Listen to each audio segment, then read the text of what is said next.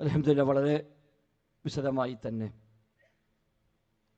സഖാഫി മുഖാമുഖങ്ങൾ മുന്നോട്ട് പോകുമ്പോൾ സമസ്തയുടെ അടിത്തറകൾ ഓരോന്നായി തകർന്നടിയുന്നതാണ് നാം ഇവിടെ മനസ്സിലാക്കിയത്. അതുകൊണ്ട് അവർ ആ മുഖാമുഖങ്ങൾ തുടരണം എന്നാണ് നമുക്ക് പറയാനുള്ളത്.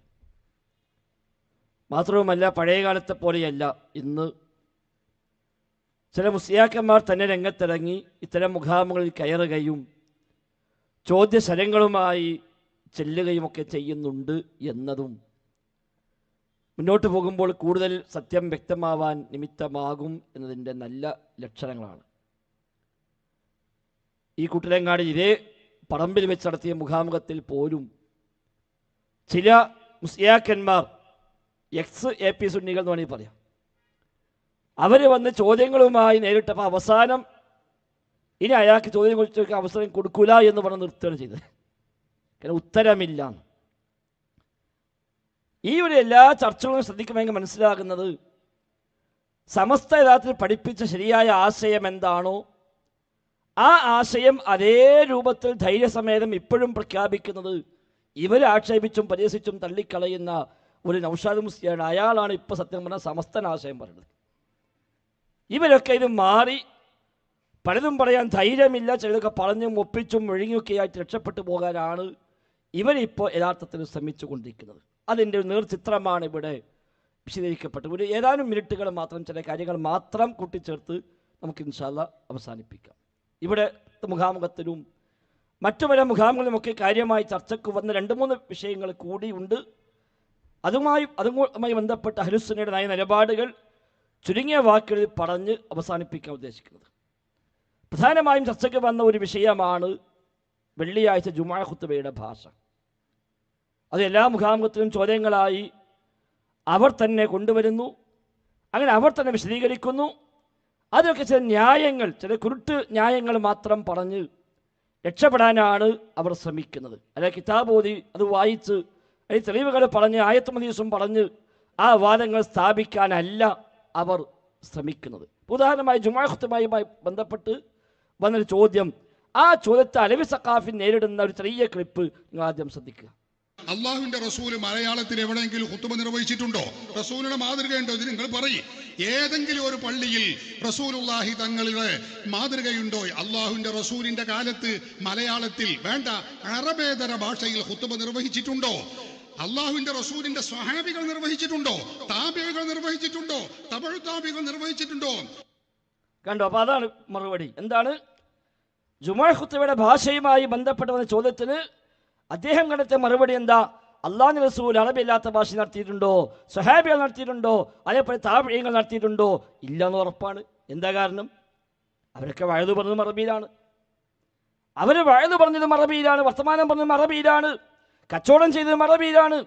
എല്ലാം അറബിയല്ലാത്ത ഭാഷയിൽ നിർവഹിക്കുകയും മിമ്പറിൽ കയറുമ്പോൾ മാത്രം അറബി പറയുകയും ചെയ്യുകയാണെങ്കിൽ ആ ന്യായം ന്യായമായിരുന്നു. അതേസമയം ജീവിതത്തിന് എല്ലാ രംഗത്തും അറബി ഭാഷ ഉപയോഗിക്കുകയും അത് തന്നെ ഖുത്ബയിൽ ഉപയോഗിക്കുകയും ചെയ്തു എന്ന് പറഞ്ഞാൽ തന്നെ വ്യക്തമാണ് ഏതു ഭാഷയിലാണോ അവർ വഅദ് പറഞ്ഞത്, ഏതു ഭാഷയിലാണോ വർത്തമാനം പറഞ്ഞത്, ഏതു ഭാഷയിലാണോ അവർ കച്ചവടങ്ങൾ നടത്തിയത്, അതേ ഭാഷയിൽ തന്നെയാണ് അവർ ഖുത്ബയിൽ നിർവഹിച്ചത്. ഇനി പോട്ടെ, ഒരു മറുഭാഗത്ത് നബിതങ്ങളുടെ ഭാഷയുടെ കാര്യം പറഞ്ഞ് അറബി വേണമെന്ന് വാദിക്കുന്ന ആളുകൾ അവർ ഓതുന്ന ഖുത്ബയോ നബിതങ്ങളുടെ ഖുത്ബയാണോ? അല്ലല്ലോ.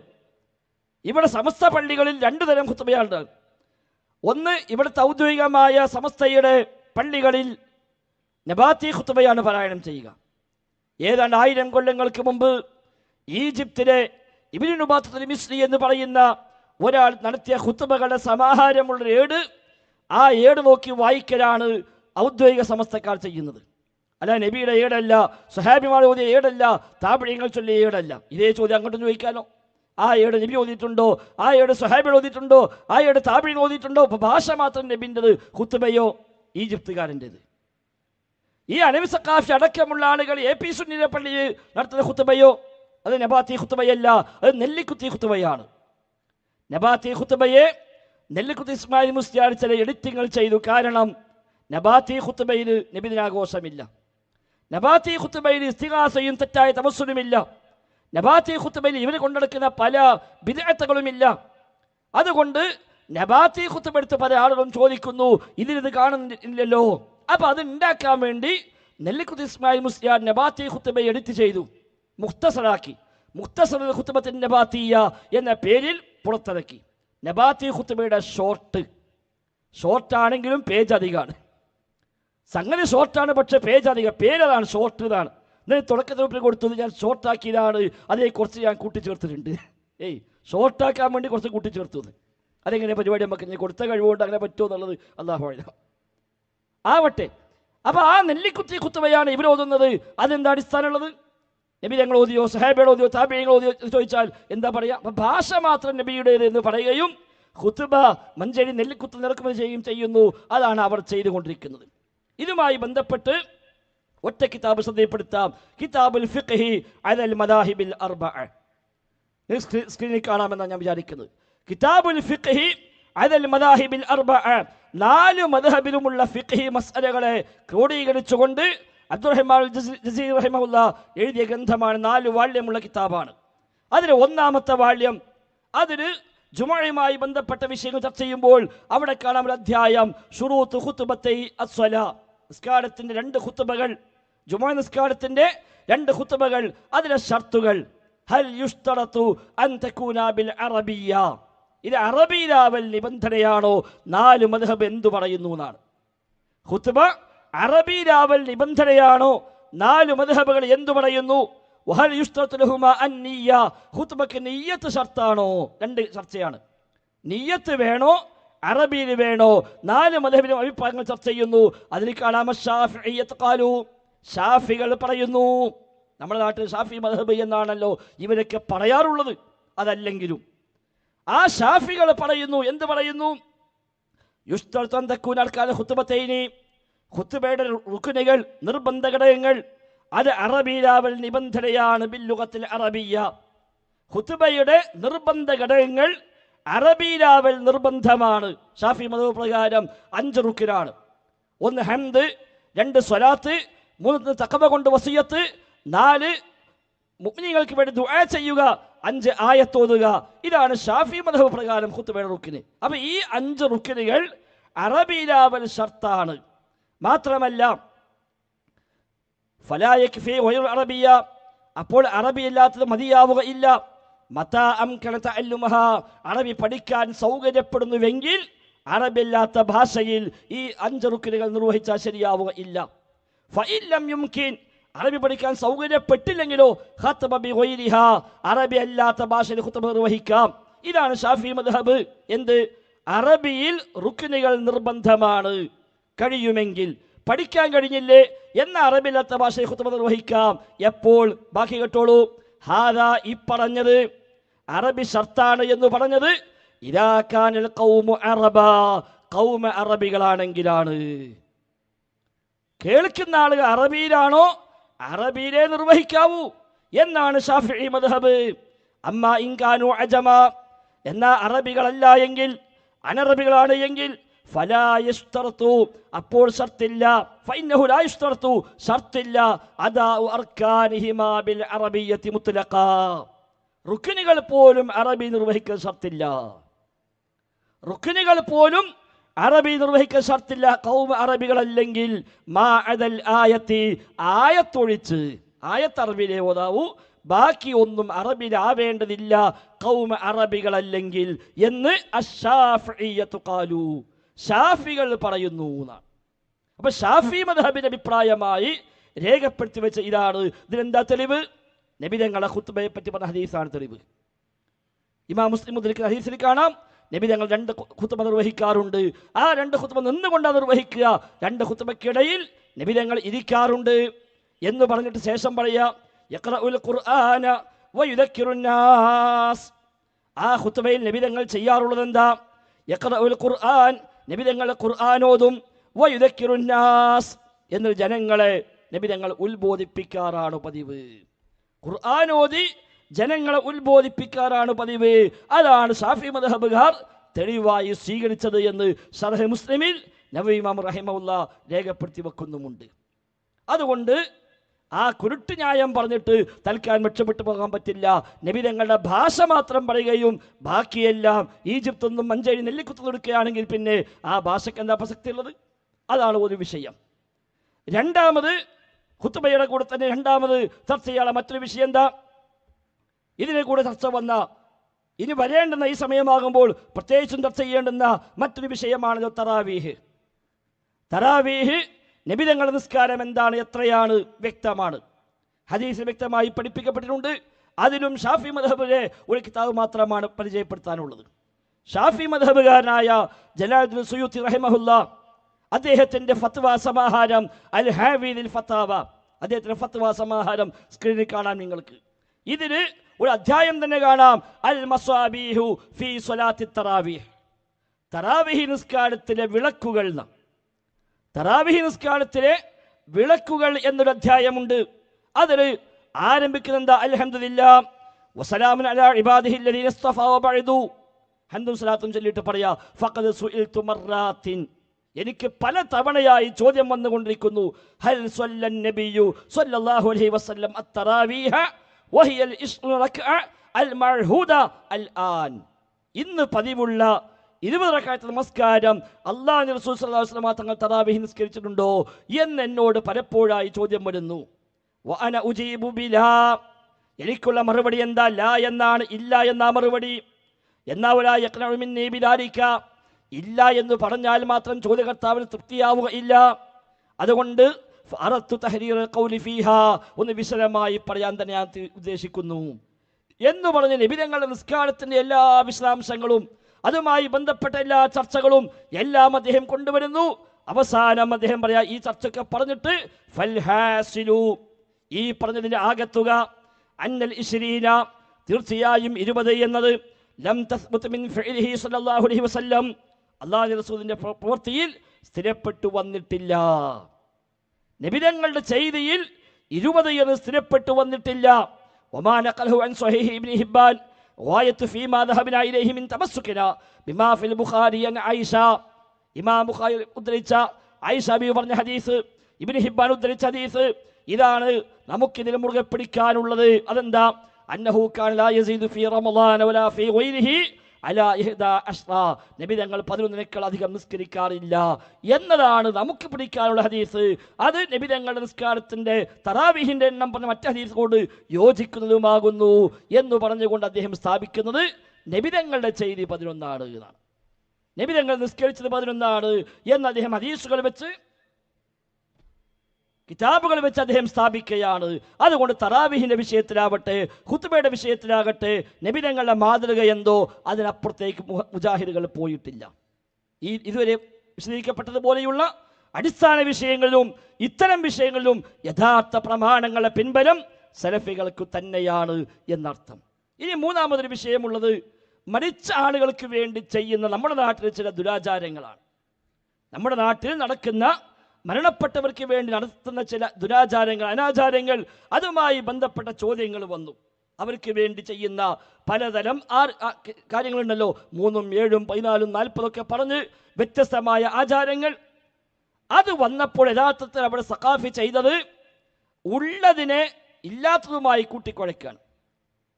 മരിച്ചവർക്ക് വേണ്ടി പ്രാർത്ഥിക്കാം, തർക്കമില്ലാത്ത കാര്യമാണ്, ഖുർആൻ ഹദീസും പഠിപ്പിച്ചതാണ്. അവർക്ക് വേണ്ടി സ്വതക്ക ചെയ്യാം, തർക്കമില്ലാത്ത വിഷയമാണ്. അവരുടെ വസിയത്തുകൾ നടപ്പാക്കാം, കടം വീട്ടാം, തർക്കമില്ലാത്ത കാര്യങ്ങളാണ്. എന്നാൽ ആ മരിച്ചവർക്ക് വേണ്ടി ശ്രദ്ധയുണ്ടാക്കാനും ആളെ കൂട്ടാനും അവിടെ വ്യത്യസ്തമായ ആചാരം നിർവഹിക്കാനും തെളിവെന്താണ്? അത് സഖാഫി പറയുന്ന ഭാഗം നിങ്ങളൊന്ന് ശ്രദ്ധിക്കുക. ബഹുമാനപ്പെട്ട സഅദ് റളിയല്ലാഹു അൻഹു ഒരിക്കൽ നബി തങ്ങളുടെ അടുക്കൽ വന്നു പറഞ്ഞു, ഇന്ന ഉമ്മി ഉഫ്തുതിലത്, എന്റെ ഉമ്മ ആകസ്മികമായി മരണപ്പെട്ടിട്ടുണ്ട്. എന്റെ അഭാവത്തിൽ സാന്നിധ്യത്തിലായിരുന്നു അവരുടെ മരണം. മരിക്കുന്ന സമയത്ത് ബോധ്യത്തോടു കൂടെ ഞാൻ സമീപത്തുണ്ടെങ്കിൽ എന്തെങ്കിലുമൊക്കെ വസിയ്യത്ത് ചെയ്യാമായിരുന്നു. പക്ഷേ അതിനുള്ളൊരു സാഹചര്യം അവർക്കുണ്ടായില്ല. എന്റെ ഉമ്മയ്ക്ക് വേണ്ടി ഞാൻ എന്തെങ്കിലും ചെയ്യാൻ പറ്റുമോ? അവിടുന്ന് പറഞ്ഞു, ഒരു കിണർ കുഴിച്ചു കൊടുക്കാൻ, വെള്ളം കൊടുക്കാൻ. ആ വെള്ളം കൊടുക്കുക, മരണപ്പെട്ടവരെ തൊട്ട് വെള്ളം കൊടുക്കുക എന്നുള്ളത് പുണ്യമാണ്. ആ വെള്ളം അടുപ്പിൽ വെച്ച് ശർക്കരയും ഒരൽപ്പം കാപ്പിപ്പൊടിയും ഇട്ടാൽ ശിർക്കാകും എന്നുള്ളത് പുത്തൻവാദമാണ്. അപ്പം എന്താ തെളിവ്? നബിതങ്ങൾ പഠിപ്പിച്ചു ഉമ്മാക്ക് വേണ്ടി സ്വതക്ക ചെയ്തോ. അപ്പം സയ്യിദ് ചോദിച്ചു, നബി ഏത് സ്വതക്കയാ നല്ലത്? അപ്പം നബിതങ്ങൾ പറഞ്ഞൊരു കിണർ കുഴിച്ചു കൊടുത്തു. എന്നാൽ കാലാകാലം നിലനിൽക്കുമല്ലോ, വെള്ളം കുടിക്കുന്ന കാലം അത്രയും ഉമ്മാക്കൂലി കിട്ടും, തർക്കമില്ല. ഇമാം ബുഖാരി അടക്കം മുദ്രിച്ച ഹദീസാണ്. അപ്പം അതാണ് മുപ്പഴ തെളിവ്. എന്തിന്? അടിയന്തരം കഴിക്കാൻ. പിന്നെ എങ്ങനെ തെളിവാക്കിയത്? ആ വെള്ളം അടുപ്പത്ത് വെച്ചിട്ട് അതിക്ക് ചായപ്പൊടിയും പഞ്ചസാരയ്ക്ക് ശർക്കരയൊക്കെ ഇട്ടാൽ ഇങ്ങനെ ശുർക്കാവോ? ഇങ്ങനെ തെളിവുണ്ടാക്കി ഏതാ തെളിവുണ്ടാക്കാൻ പറ്റാത്തത്?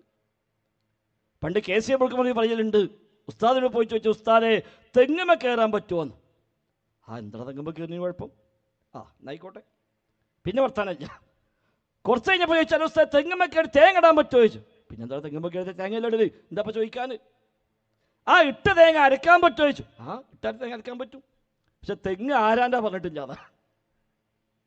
ആരാണ്ട് തെങ്ങാന്ന് മാത്രം പറഞ്ഞില്ല. ആരാണ്ട് തെങ്ങാണെങ്കിലോ കയറാനും പറ്റൂല, ഇടാനും പറ്റൂല, കൊണ്ടുപോകാനും പറ്റൂല, അത് മോഷണമായി കണക്കാക്കും എന്ന് പറഞ്ഞ പോലെയാണ് ഈ തെളിവുണ്ടാക്കല്.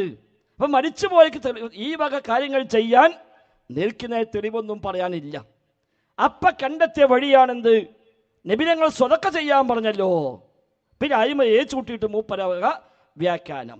ഇനി അന്നദാനം ചെയ്യുന്നത് നാട്ടിൽ അപ്പോൾ വെള്ളവും ശർക്കയും ചായ മാത്രമല്ലല്ലോ, അതിനപ്പുറത്തേക്കില്ലേ? അതിന് മൂപ്പർക്ക് അടുത്ത ന്യായം എന്താ? അദ്ദേഹം തന്നെ പറഞ്ഞോട്ടെ. മരണപ്പെട്ടവരുടെ വീട്ടിൽ തന്നെ അന്നദാനം പാടില്ല എന്ന് പറയുന്നുണ്ട്. പ്രമാണം എന്ന് പറയുന്നു സഹീഹുൽ ബുഖാരി തന്നെ എടുക്കുക. അന്ന ആയിഷ റളിയല്ലാഹു അൻഹാ സൗജൻ നബി സല്ലല്ലാഹു അലൈഹി വസല്ലം അന്നഹാ മാതത് ഇദാ മാതത് മയ്യിത്തുൻ മിൻ അഹ്ലിഹാ ഇജ്തമഅ ലിദാലിക നിസാഉ ثم തഫറഖന. പെണ്ണുങ്ങൾ മരണപ്പെട്ടു കഴിഞ്ഞാൽ അവർക്ക് വേണ്ടി ഒരുപാട് സ്ത്രീകൾ ഒരുമിച്ച് കൂടാറുണ്ട്. ആര്? അഹ്ലികാരിൽപ്പെട്ട ആളുകൾ ഒരുമിച്ച് കൂടാറുണ്ട്. ثم അമറത ബിബുർമത്തിൻ മിൻ തൽബീന ثم സുനിഅ സരീദുൻ. കറിയോട് കൂടെയുള്ള ഭക്ഷണം ഉണ്ടാക്കാറുണ്ട്, പായസം ഉണ്ടാക്കാറുണ്ട്. സഹീഹുൽ ബുഖാരിയിലുള്ളതാണ്.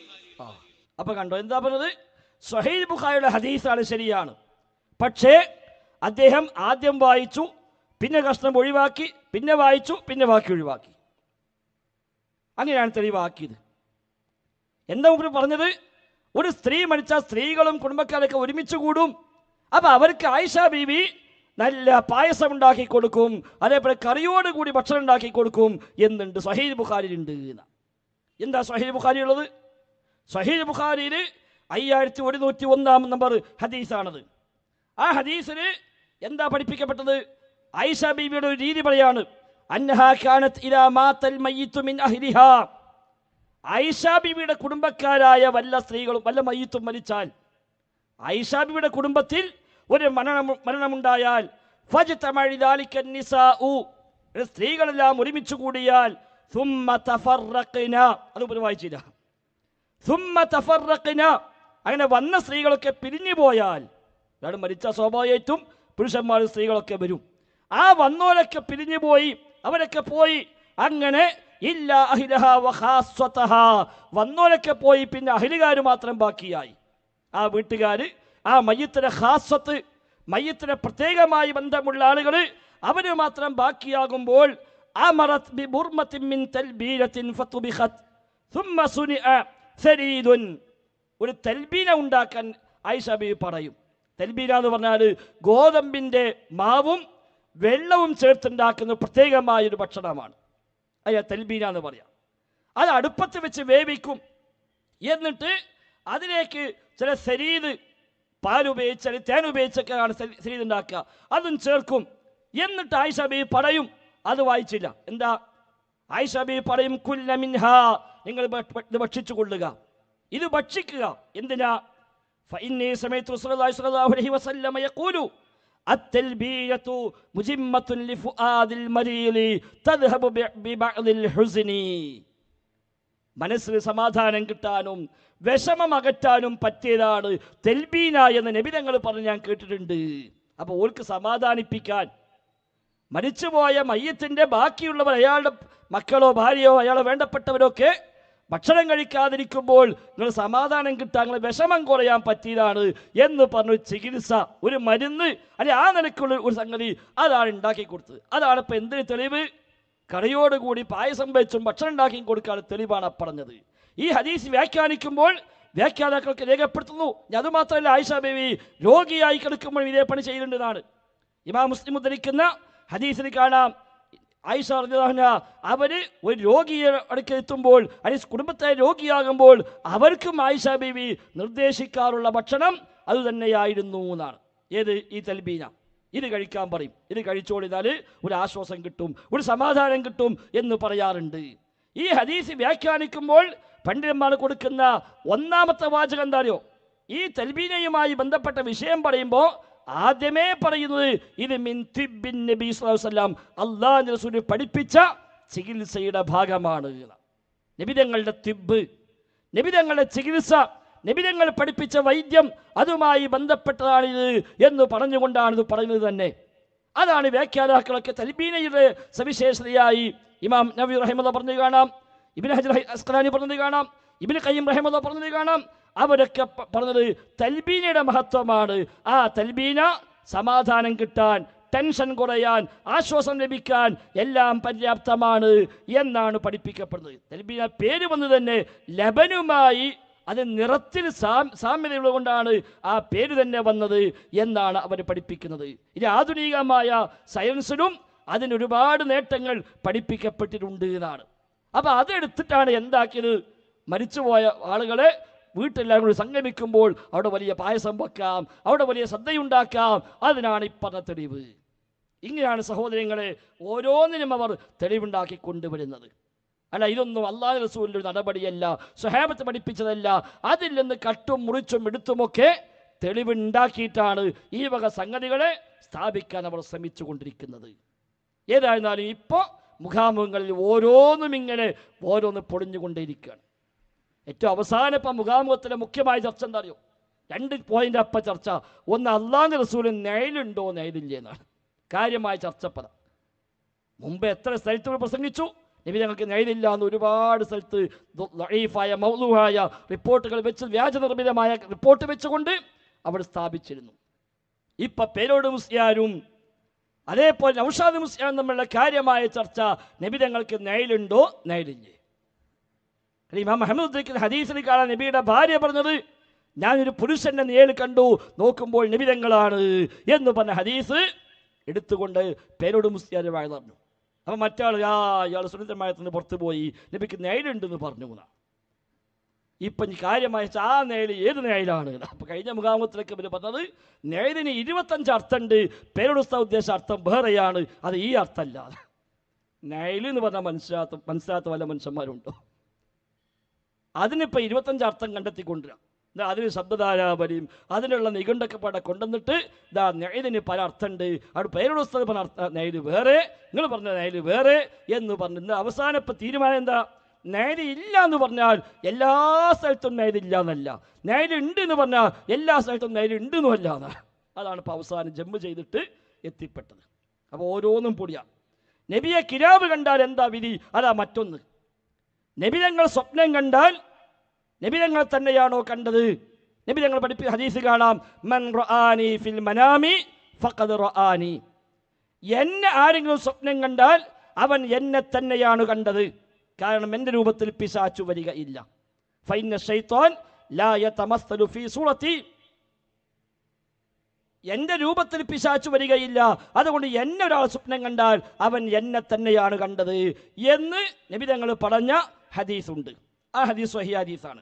ആ ഹദീസാണ് ഇത്രയും കാലം ഇവർ എന്ത് കിനാബുണ്ടാലും ആരെ കണ്ടാലും ആ നബിനെ കണ്ടു എന്നാണോ, എന്നാ നബി തന്നെയാണ് എന്ന് പറഞ്ഞത്. ഇപ്പം അവർക്കിടയിലെ വലിയ വിവാദപ്പതാണ്. നബിതങ്ങളെ ശരിയായ രൂപത്തിൽ കണ്ടാൽ മാത്രമാണോ നബി, അതല്ലാത്ത രൂപത്തിൽ കണ്ടാൽ നബിതങ്ങളെന്ന് പറയാൻ പറ്റുമോ ഇല്ലേ എന്നാണ് ഇപ്പം കാര്യമായ ചർച്ച. ഒരു കൂട്ടർ പറയും ഏത് കോലത്തിൽ കണ്ടാലും ശരി നബിനെ കണ്ടോ നബി തന്നെയാണ്. അത് സൗന്ദര്യമില്ലാതെ കാണാം, സൗന്ദര്യം ഉണ്ടായി കാണാം, രൂപം മാറിക്കാണാം. അതിന് ഞാൻ എന്താ? നബിതങ്ങളെപ്പറ്റി ഓൻ്റെ വിശ്വാസം എത്ര ഉണ്ടോ അതിനനുസരിച്ച് ഓൻ കാണുമ്പോൾ ചൊർക്ക് കൂടും കുറയും ചെയ്യുന്നതാണ്. അതൊക്കെ ഓല വക ഒപ്പിച്ചതാണ്. മറ്റൊരു പറയാം, അല്ല നബിതങ്ങളെ സാക്ഷാൽ രൂപത്തിൽ കണ്ടെങ്കിലേ പറ്റുള്ളൂ. അപ്പം സാക്ഷാൽ രൂപത്തിൽ കണ്ടെങ്കിൽ സാക്ഷാൽ രൂപം ആർക്കറിയാം? അപ്പോൾ പേരോട് മുസ്ലിയാരുടെ വക അത് ഒന്നുകിൽ സ്വഹാബിയുടെ സ്വപ്നം കണ്ടാൽ അത് നബി തന്നെയാണ്, കാരണം നബിയെ കണ്ടവരാണ്.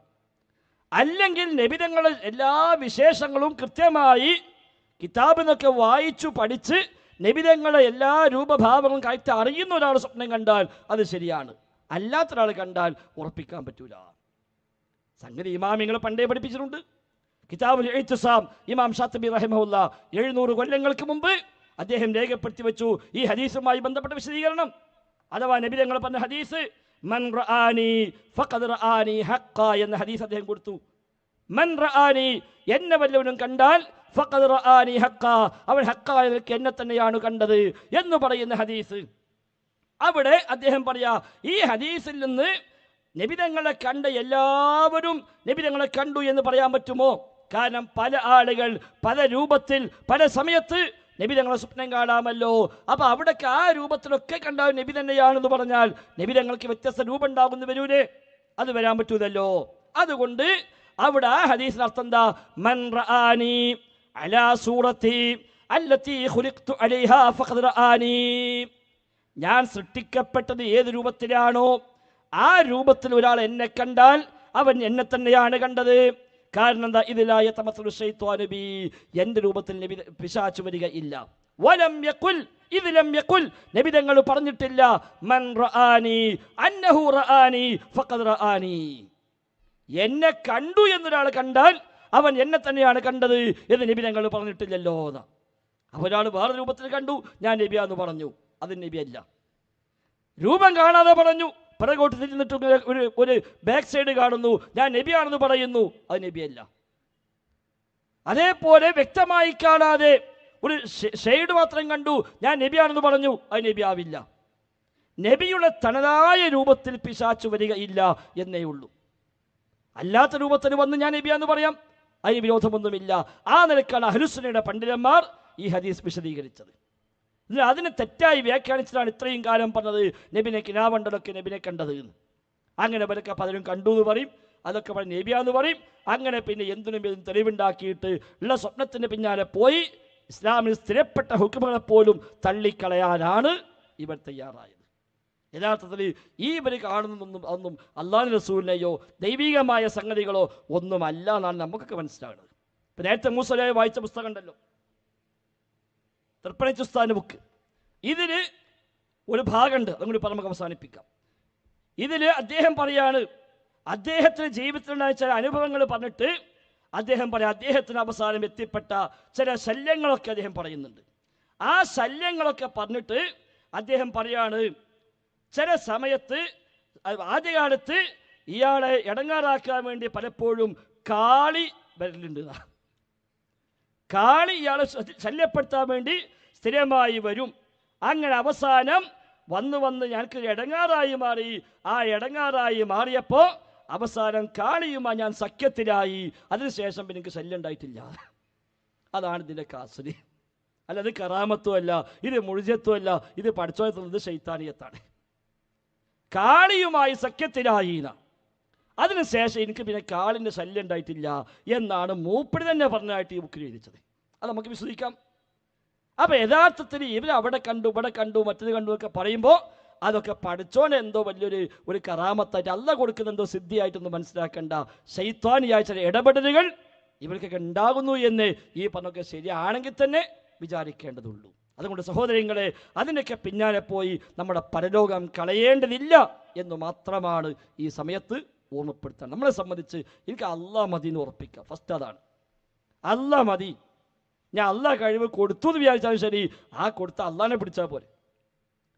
അള്ളാഹു തആലയാണല്ലോ എല്ലാ ഖുദ്റത്തിൻ്റെയും ഉടമ.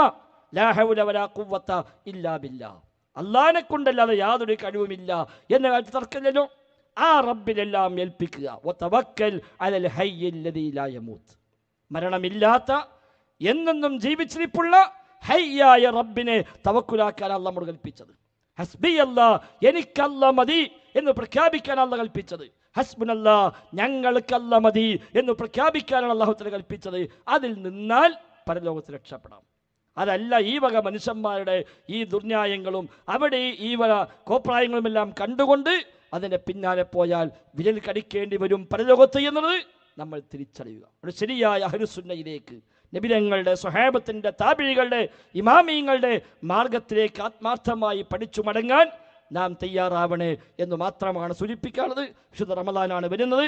ആ റമദാനിനെ ഒക്കെ ഉപകാരപ്പെടുന്ന സ്വീകാര്യയോഗ്യമായ അമലായി മാറണമെങ്കിൽ ഏറ്റവും അടിസ്ഥാനമായി വിശ്വാസം ശരിയാവണം. വിശ്വാസത്തിൽ ശിർക്ക് വന്നാൽ, വിശ്വാസത്തിൽ തകരാറ് വന്നാൽ പിന്നെ അമലുകൾ സ്വീകാര്യമല്ല. ലൈൻ അസ്തക്ത ലയഹ്ബതന്ന അമലുക്, ശിർക്ക് സംഭവിച്ചാൽ എല്ലാ അമലും ബാത്തിലാകുമെന്ന് സൂറത്ത് സുമറിലെ 65-ാമത്തെ ആയത്തിൽ അല്ലാഹു തആല പഠിപ്പിക്കുന്നു. സൂറത്ത് അൻആമിലെ 88-ാമത്തെ ആയത്തിലും അതേ ആശയം കാണാം. അതുകൊണ്ട് സഹോദരങ്ങളെ, ഒന്നാമതായി വിശ്വാസം ക്ലിയറാക്കുക, ആ റബ്ബിലേക്കെല്ലാം ഏൽപ്പിക്കുക, ആ റബ്ബിന് മാത്രമേ കഴിവുള്ളൂ എന്ന് തീരുമാനിക്കുക. അള്ളാഹുവിൻ്റെ കഴിവ് അല്ലൊരാൾക്കും നൽകുന്നില്ല, അവൻ്റെ ഒരു വിശേഷണവും ഒരാൾക്കും നൽകുന്നില്ല. അല്ല അങ്ങനെ കഴിവ് കൊടുത്തു എന്ന് പറഞ്ഞാൽ അതിനർത്ഥം അല്ലാഹു തആല സ്വയം ഒരു പങ്കുകാരനെ സ്വീകരിച്ചുവെന്നാണ്. നഊദുബില്ലാ, അതുണ്ടാവുകയില്ല. അള്ളാഹുവിൻ്റെ കേൾവി അവനു മാത്രം, അവൻ്റെ കാഴ്ച അവനു മാത്രം, അവൻ്റെ അറിവ് അവനു മാത്രം, അവൻ്റെ കഴിവ് അവനു മാത്രം. ആ വിശേഷണങ്ങളൊന്നും അല്ലാഹു തആല ഒരാൾക്കും അങ്ങനെ കൊടുക്കുന്ന പ്രശ്നമില്ല. അത് കൊടുത്തു എന്ന് വന്നാൽ അല്ലാഹു സ്വയം ഒരു പങ്കുകാരനെ, ഒരു ശരീക്കിനെ അല്ലാഹു സ്വീകരിച്ചുവെന്നാണ് അതിൻ്റെ മറുവശം. അത് ഉണ്ടാവുകയില്ല. അല്ലാഹുവിനെ പോലെ ആരുമില്ല, അവന് തുല്യരായി ആരുമില്ല. ഹൽ തഅലമു ലഹു സമീയ, പേരൊത്തവൻ പോലും അല്ലാഹ്ക്കില്ല. അത്തരം പേരൊത്തവനെ നിനക്കറിയുമോ എന്ന് അല്ലാഹു തആല നിഷേധഭാവത്തിൽ സൂറത്ത് മറിയമിൽ ചോദിക്കുന്നുവെങ്കിൽ സഹോദരങ്ങളെ, റബ്ബിനോട് പേരൊക്കുന്നവർ പോലുമില്ല. ആ റബ്ബിലേക്ക് പരിപൂർണമായും മടങ്ങുക, തൗഹീദ് ഉൾക്കൊള്ളുക, സുന്നത്ത് പ്രകാരം ജീവിക്കുക. ജീവിതത്തെ എല്ലാ രംഗത്തും നബിതങ്ങളുടെ മാതൃകയെ, സ്വഹാബത്തിന്റെ മാതൃകയെ, സ്ഥിരപ്പെട്ട സുന്നത്തിനെ ജീവിത പാതയാക്കി മാറ്റുക. പിൽക്കാലത്ത് ഉണ്ടായി വന്ന വ്യാജനകൾ, കള്ളക്കഥകൾ, കെട്ടുകഥകൾ, മേറാജ് നോമ്പ് പോലെ, ബറാത്ത് നോമ്പ് പോലെ എല്ലാ കഥകളോട് സ്ഥാപിക്കപ്പെട്ടവ അതൊന്നും ദീനുമായി ബന്ധമുള്ളതല്ല. നമ്മളെ ചൂഷണം ചെയ്യാൻ വേണ്ടി പലരും മതത്തിൻ്റെ പേര് ഇല്ലാത്തത് കൊണ്ടുവന്ന് ആത്മീയ മജ്‌ലിസുകളും ഇല്ലാത്ത കഥകളും ഉണ്ടാക്കിക്കൊണ്ടുവരുമ്പോൾ അതൊക്കെ തിരിച്ചറിയണമെങ്കിൽ അറിവാകുന്ന ആയുധം കൈവശമുണ്ടാകണം. പരമാവധി പഠിക്കാൻ നാം പരിശ്രമിക്കുക. മക്കൾ ആ വഴിയിൽ തന്നെ വളർത്താൻ ശ്രമിക്കുക. സാന്ദർഭികമായി സൂചിപ്പിക്കട്ടെ, ഈ കുട്ടിലങ്ങാടിൽ ഈ തൊട്ടടുത്ത ബിൽഡിങ്ങിൽ വെച്ച് കൊണ്ട് തന്നെ ഇവിടെ കുട്ടികൾക്ക് വേണ്ടി ഒരു മദ്രസ ഒഴിവ് ദിവസങ്ങളിൽ മാത്രമായി, ഹോളിഡേ മാത്രമായുള്ള ഒരു മദ്രസ സംവിധാനമുണ്ട്. മക്കളെ ചേർക്കാൻ ആ അവസരം ഉപയോഗപ്പെടുത്തണം. വിശുദ്ധ ഖുർആന്റെ പഠന ക്ലാസ്സുകൾ ഇവിടെ വെച്ച് എല്ലാ ചൊവ്വാഴ്ചയും നടക്കുന്നുണ്ട്, ഉപയോഗപ്പെടുത്തണം. മലപ്പുറം പള്ളിയിൽ വെച്ച് എല്ലാ വെള്ളിയും ശനിയും മഗ്‌രിബിന് ശേഷം ക്ലാസ് ഉണ്ട്. അങ്ങനെ ധാരാളം ക്ലാസ്സുകൾ പരിസര പ്രദേശത്തൊക്കെ ഉണ്ട്. ഏതെങ്കിലും ഒന്നൊക്കെ ഉപയോഗപ്പെടുത്തി വിശുദ്ധ ഖുർആനും തിരുസുന്നത്തും ശരിയായ സ്രോതസ്സിൽ നിന്ന് പഠിക്കാൻ നാം പരിശ്രമിക്കുക. റബ്ബിൻ്റെ കോടതിയിലേക്ക് ഒരുപക്ഷെ ഇന്ന് യാത്രയാവേണ്ടി വന്നേക്കാം, ഇന്ന് മരണപ്പെട്ടേക്കാം. പിന്നെ തിരിച്ചു വരാൻ, പിന്നെ തിരുത്താൻ നമുക്ക് അവസരമുണ്ടാവുകയില്ല. പിന്നെ ഖേദിക്കേണ്ടി വരും. ആ ഖേദത്തിന് അവസരമാകാതെ ശരിയായ ദീനു പഠിക്കാൻ നാം പരിശ്രമിക്കുക. അല്ലാഹു തആല തൗഫീഖ് നൽകുമാറാവട്ടെ. അല്ലാഹുമ്മ റബ്ബനാ ആതിനാ ഫിദ്ദുനിയ ഹസന വഫിൽ ആഖിറതി ഹസന വഖിനാ അദാബന്നാർ. ആമീൻ ബിറഹ്മതിക യാ അർഹമർ റഹീമീൻ. അസ്സലാമു അലൈക്കും വറഹ്മത്തുള്ളാഹി വബറകാതുഹു.